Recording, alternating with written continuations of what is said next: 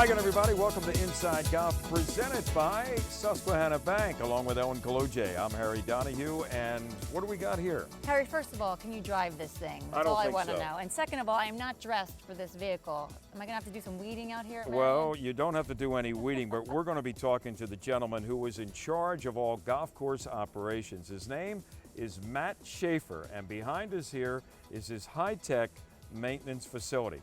Matt's going to give us a tour of that and a lot more. Because they are undergoing the preparations for the 2013 U.S. Open. They are excited out here and a lot to do to get ready for that, Harry. The countdown is on. We'll be back with Matt Schaefer, take a look at his facility here and what's going on the golf course at Merion East when Inside Golf, presented by Susquehanna Bank, continues in just a moment. Inside Golf, presented by Susquehanna Bank. Susquehanna Bank, doing what counts.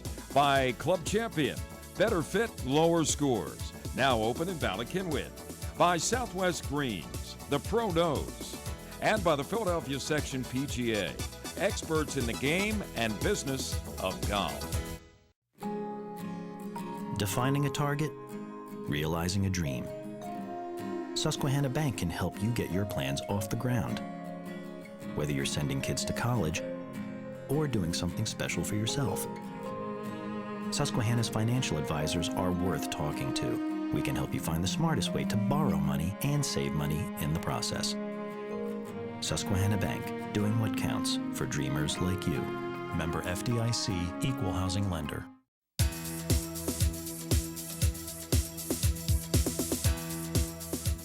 This September, Merion will celebrate its Centennial Anniversary. In its rich history, Merion has hosted more USGA events than any other golf course in America, 17. Although 2 were held at the original Haverford course on the grounds of the Merion Cricket Club.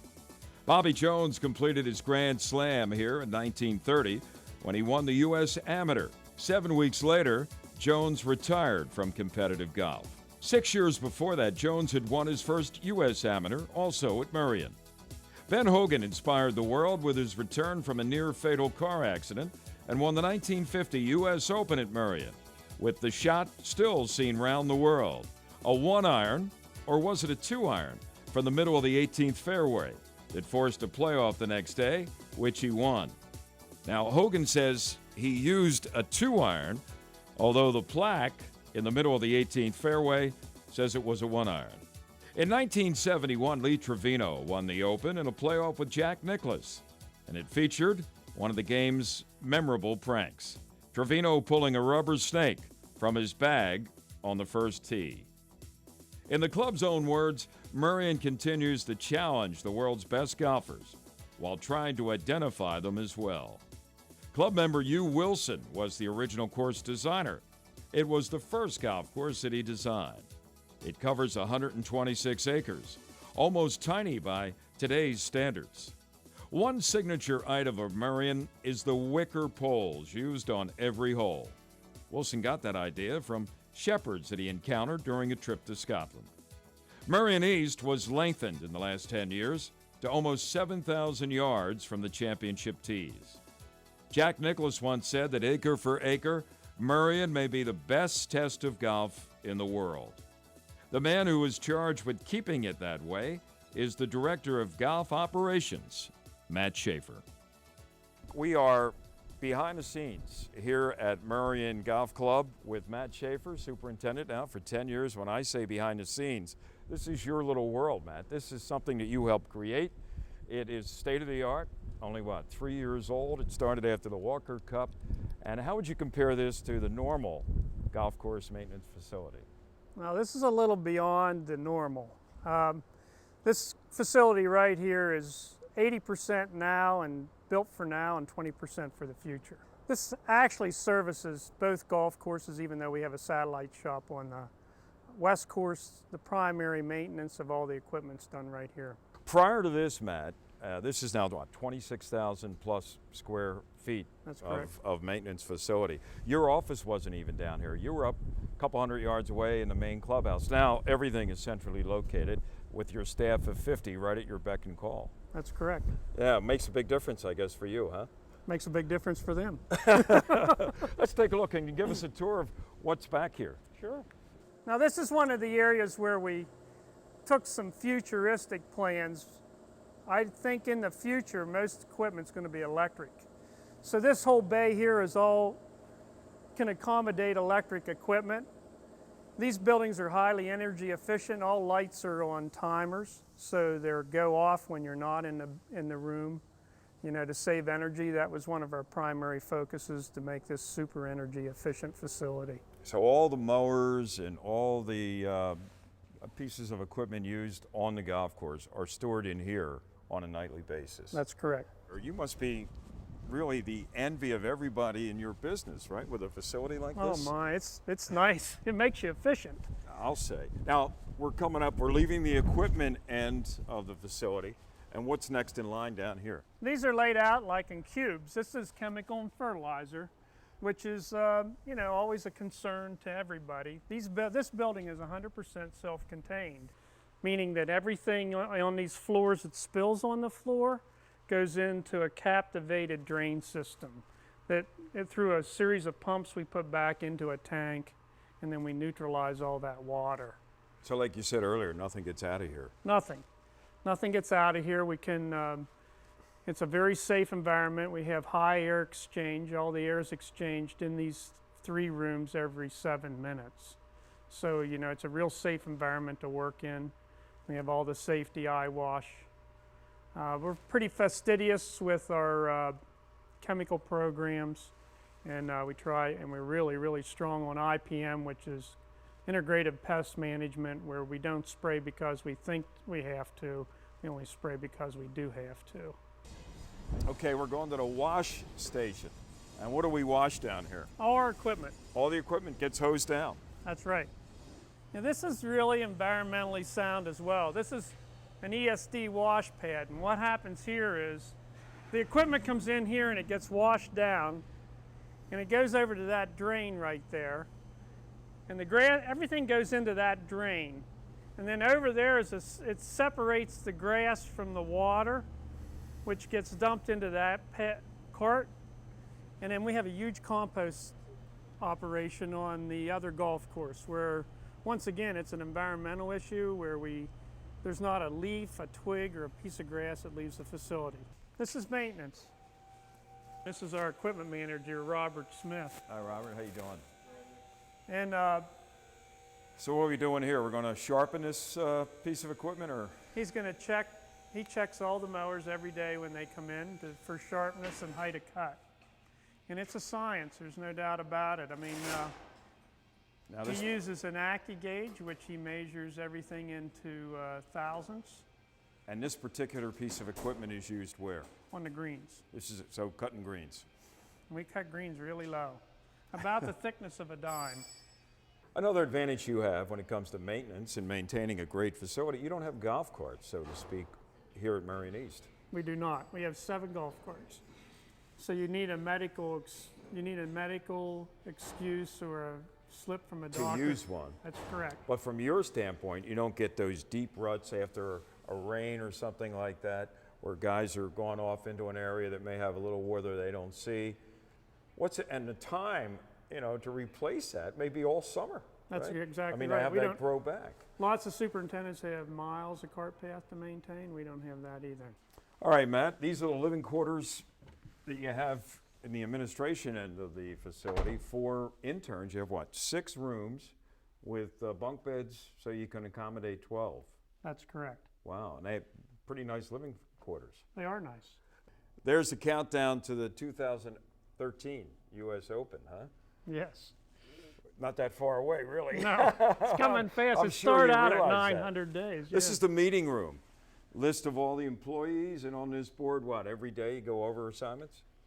In the morning when we first meet, we all meet in here together, and the first assignment's given out verbally. And then the second assignment's put on the board because they get done at different times. So to maximize its efficiency, they come in and take a break, look at the board, and then go out on their second job. A smaller part of the maintenance facility here at Merion, Matt, is a room that a lot of people would love to come to, say around Christmas time, because this is called the Wicker Room. But more than just the wicker baskets are assembled here. For instance, This is a tee marker, and you guys make your own, huh? That's correct, and they look like a wicker. And they're made out of concrete, and we paint them red, orange, and white. And now we get to the real interesting part. Look at this. The famed Wicker Baskets, no flags on the greens at Merion. And these are made in different parts of the country in terms of what goes into one wicker pole, but they're all assembled here.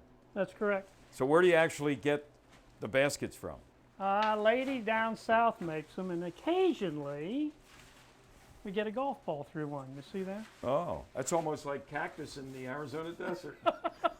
Somebody hit a good shot. They did. Pole is specially made. It's put together by a blacksmith in Philadelphia, and it's all aluminum, and it's turned down, and then it's welded with a taper on the bottom. This is hollow. One of the biggest problems with a wicker is they're abnormally heavy at the top, so consequently, in the wind, they'll turn in the cup and waller out the cup. So we completely remanufactured. These used to be wood, but they were too heavy. So we remanufactured them to be thin-walled aluminum, and then they're welded at the bottom and all done seamlessly. What's the standard height from the bottom of the pole to the top of the wicker basket? Oh man, there's a great story here, but I guess it probably, they're 7 feet. 7 feet. Yeah. Now, the color is basically, what would you say, off red, off orange? I'll tell you, this is a great story. That Merion orange, is that what they call it? Nah, you know what, this is truly a story of the times. You know, everybody thought it was a special mix, but in reality, this is Jacobson orange, and the reds are Toro red. Now, what's the difference between the red and the orange? One on one course, one on the other? No, the back nine is orange. Most people don't realize that. And So the front nine is red. See, when you come to the Open in 2013, look at all the information you're going to be able to share with people who have no idea what goes on back here. All right, here in the paint shed, this is one color I prefer not to see. Hanging here in your boardroom is the architect's, shall we say, modest changes to the golf course, getting ready for 2013 in the Open, right, Matt? That's correct. We had the Fazio design out of the Carolinas do our architectural work. Tom Marzoff is our architect, and this is a map that we use to work off of to do the fairway line alterations for the U.S. Open and some of the other tee work that was done. And when Inside Golf, presented by Susquehanna Bank, continues, Matt's going to give us a look at some of those enhancements here at Merion. To the duffers, the hacks, we've been there. To the 3 and 4 putters, we learned. And to the Rough Riders and Sandmen, we're ready to teach you. To everybody out there who thinks they can't play the game, the over 28,000 PGA golf professionals say, we're here to help you discover or rediscover the joys of golf. To you, and you, and you, we're here. The Philadelphia Section PGA is here to teach you. Play golf, Delaware Valley.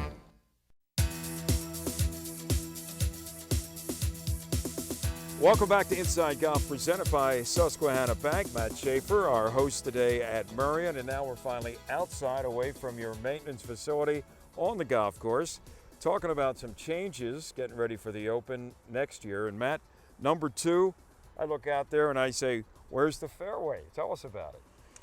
We did some work on number 2, no doubt. We shifted it to the right, and quite a bit. Actually, last year we shifted it to the right for the membership and left the left alone.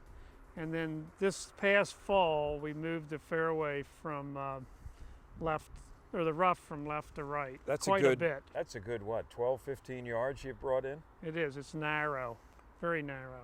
And it shapes it, I mean, from where we're standing here, there's only 2 par 5s on the golf course. This is the first one, and no par 5s on the back. And I know these guys, length doesn't seem to be a problem for them, but here, accuracy is going to be a premium off the tee. That's correct. We moved a bunker up by the green as well. We brought it in from the left, put it right in front of the hole for their enjoyment.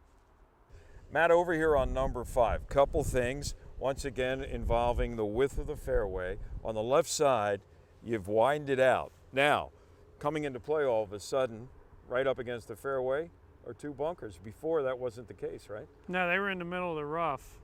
and we move the fairways over, and then we roll the fairways right into the bunker. So if they hit a shot up high on the fairway, it'll leak down the hill and in the sand. Right, and you still have over 200 yards to that green. So everything slopes from the right to the left. And up ahead, where do you see what they did up there? Up here, Matt, we can notice the slope right to left, and it comes down.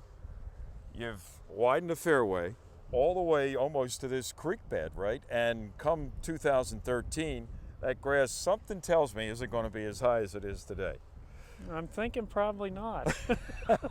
Swinging over to the back nine here at Merion East, Matt, number 11, the famous Jones hole, where Bobby Jones in 1930 completed the Grand Slam. He wouldn't recognize the fairway anymore. What happened? It got shifted, I believe. I think so. Tell us about it. We shifted this fairway from right to left considerably. We brought the right rough in, and then we pushed the fairway over to the left towards the water hazard. We can tell from the colorization again, at some parts there, it's almost, 15 yards of rough moved to the left. We can see the line right down what is now the middle of the fairway. Used to be the border on the left side of the fairway, right? That's correct. Matt, here at 14, you've done a couple things. First of all, the original putting green, which was adjacent to this tee, has been moved over this way. And what else have you done to the tee box? Well, Mr. Marzoff from Fazio Golf created this pad for the amateur, and it doubled as the practice green for the members. And it worked out fantastic, so they wanted to gain a little length on the back couple holes here. So we created a new putting green, which is what you see back there. So let's take a walk here. So this now is going to double as the putting green and for the tee box for the 2013 Open. That's correct. Wow. And how much additional yardage? We're talking maybe almost, 75, 100 yards. It's a long back. way. Woo! Look at this. So this now, as we take a look at it, will be approximately where the Open tee will be? That's correct. He has the ability to go further back, but Yeah, I I'm can sort see of that. thinking he might, I don't know what he'll do. We'll take the stop sign down for the Open, obviously, and then more than likely paint the hydrant, the two hydrants green. Matt, back here on 18, two things. The right side of the fairway has been narrowed a little bit, and if we look over there, we can see the difference in color of grass, the darker grass indicating where you've narrowed it, huh? That's correct. How much are we talking about? Right there, it's probably only about maybe 10 yards, or 10, 15 feet. And it goes all the way up the right side? It tapers. It tapers back in, and once again, the changes that were made were primarily to the tee, drawing the tees back where we could so that the shot to the green would be relatively the same. We didn't really do anything with greens in regards to shifting greens. We did move fairways and we did do tee work. Another change here on the 18th fairway, Matt, is we can see the difference in color, lighter, darker green. So along that line used to be the beginning of the fairway. Now you've extended it back here a little bit on this hill, which used to be what, rough? This used to all be rough. And they did that primarily because they dropped the tee back so far that now you can see the beginning of the fairway for an aiming point. Right, so now there are 10 yards, 12 yards, I guess, of fairway to help you get over the hump a little bit. That's correct. To Guys get out like of the me need quarry. all the hump we can. Matt, we're standing here adjacent to the 18th hole, and we look back over here. It's another view of your facility, although I'd hardly know it, huh? What'd you do up here? We actually have a green roof because we're in pretty close proximity to the 18th tee, which is right behind us. And so we had a natural roof which filters all the water through the roof, and then it goes through a re-entry charge system that goes back in the stream. And it's incredibly pure. Actually, when the water filters down through that system, it's infinitely better than it entered it. And it's all natural. We have water on the roof because it gets very hot on there. But it's seamless. When it all matures, it's a little less than a year and a half old, but once it grows up, it'll look just like, other than the railing, it'll look like a regular golf course. And I see one of those infamous white sticks. That is all out of bounds in case you hook your drive off 18. That's correct. One of the ones you like. My favorite color. Yeah. Well, Matt, thanks for the tour, not only of your high-tech facility, but also some of the changes here at Merion. How soon before things really get into high gear in terms of getting ready for 2013 in the Open?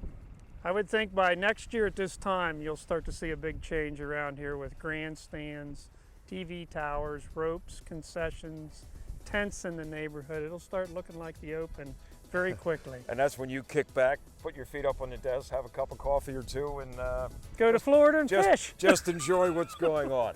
Thanks, my friend. It was an Somehow I think I'll honor. be seeing you over the next year. It was an honor. Thank you very much. Stay tuned. Inside Golf, presented by Susquehanna Bank, continues with Teed Off. Early mornings, late nights, and way too many takeout dinners. Running a business takes energy, determination, and sacrifice. And whether you're a startup, well-established, or somewhere in between, the people of Susquehanna Bank have the knowledge to help you succeed.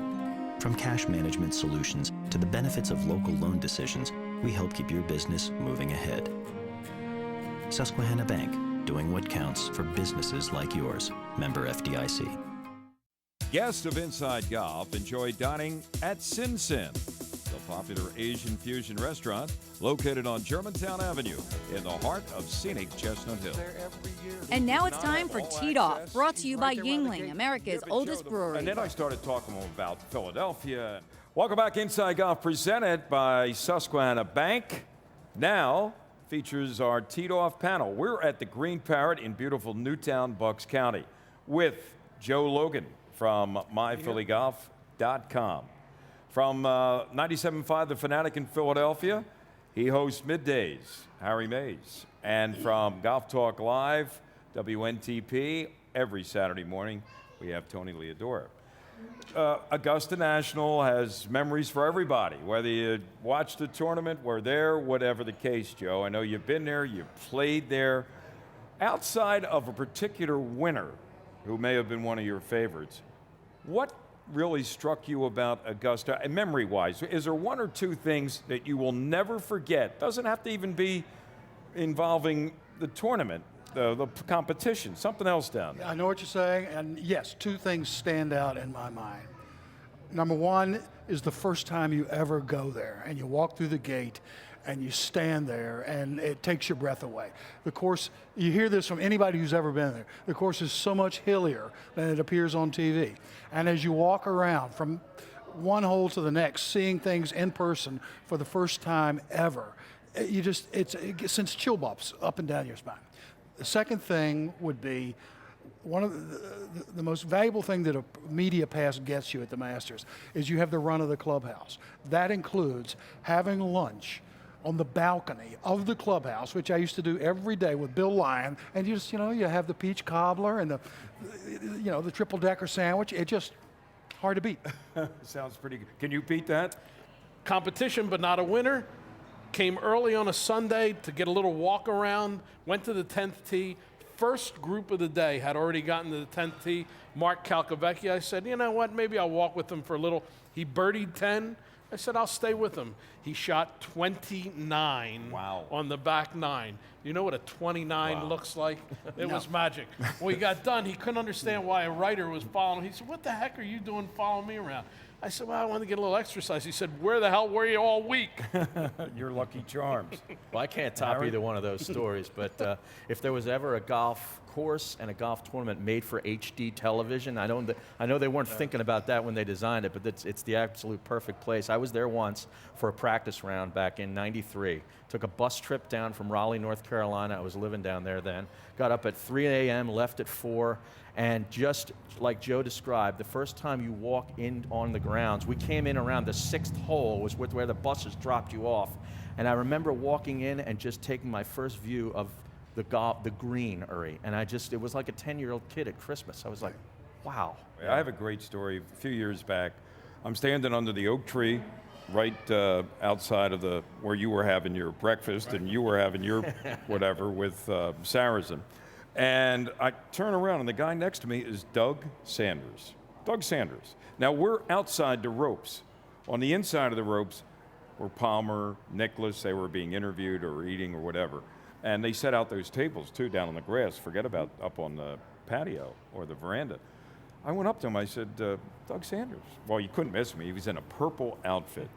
And I said, why are you with me, you know, the 99 percenters and not on the other side of the ropes? And he told me, you know why? Because he said, I never won a major. And you have to be a major winner, or obviously a media type, to get invited. He had a regular ticket. He's there every year. He did not have all access. He's right there by the gate. But he said, I missed a putt like that for the British Open. Otherwise, I'm over there having an iced tea with Arnold. It's unbelievable. Doug Sanders could not get on the other side. Not easy to get inside those ropes. Now, we're going to go real easy across to the bar. Ellen Kaloje is with somebody who has a question for Tony. Thanks very much, Harry. We're joined by Gary Johnson. Gary, what is your question for Tony? Tony, who is your favorite golf analyst on TV? You know, there's the people who like or dislike Johnny Miller, the popular one, David Faraday. But my guy, I'm a homer. What can I say? He may not be an analyst in the pure sense of the word, but Rich Lerner from Allentown, Pennsylvania, my all-time favorite, one of the great guys in all sports, and he's a homegrown guy. All right, guys, thanks a lot. Our thanks to the people here at the Green Parrot, and Inside Golf, presented by Susquehanna Bank, continues in just a minute. Looking for a comfortable dining and get-together spot in historic Bucks County? Welcome to the Green Parrot Restaurant and Pub in Newtown. The kitchen features wood-burning stoves, specials for lunch and dinner daily, a wine list that features more than 60 offerings, and there are 24 different draft beers. All this in one very unique place, the Green Parrot on Sycamore in beautiful Newtown.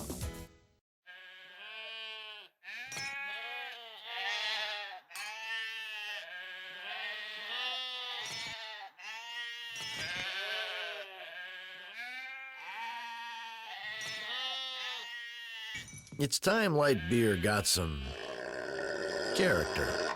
99 calories, 100% authentic lager. Yingling Light Lager from America's oldest brewery. Rethink your light beer.